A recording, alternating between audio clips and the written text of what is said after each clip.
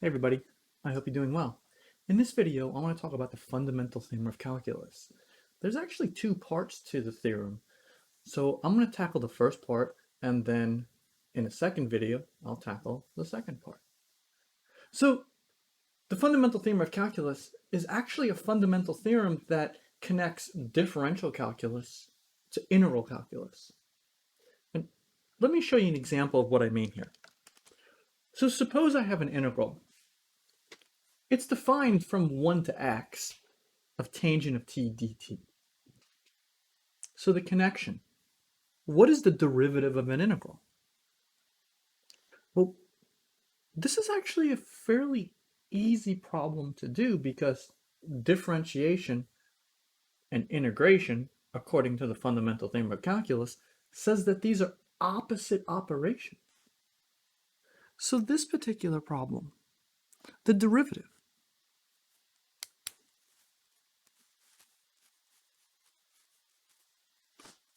is just tangent of x. It really is that easy. The fundamental theorem of calculus, part 1. The derivative of an integral is basically, and I say basically, the integrand. So here's another problem. Suppose I have a function, and I'm going to define it in a very similar manner. I'm going to put an upper bound as an x squared there. Tangent of t dt. My question is what is h prime of x? Well, what I notice here is that h of x, well, that's equal to g of x squared. So h prime of x is the same as the derivative of g of x squared. And that's a chain rule question. Derivative of the outside, leave the inside alone, times the derivative of the inside. So symbolically, it's g prime of x squared times 2x.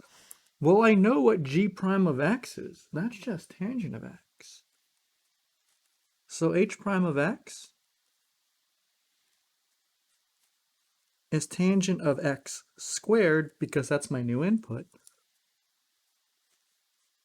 times 2x. So those are two examples of the fundamental theorem of calculus in part 1. What about something like this?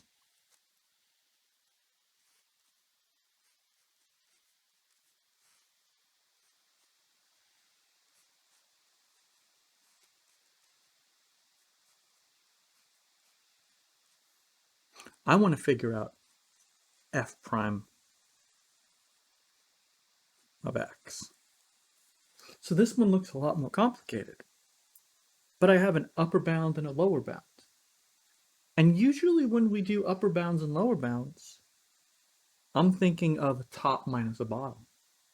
So this particular problem, my answer is going to look like 3x squared times sine of x cubed minus 2x times sine of x squared. I'm doing a very similar problem to this middle one. It's now I have an upper bound and a lower bound. And notice that I have a subtraction in the middle of that. So here are 3 examples of the fundamental theorem of calculus part 1.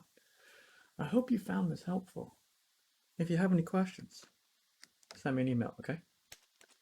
Have a good day. Bye.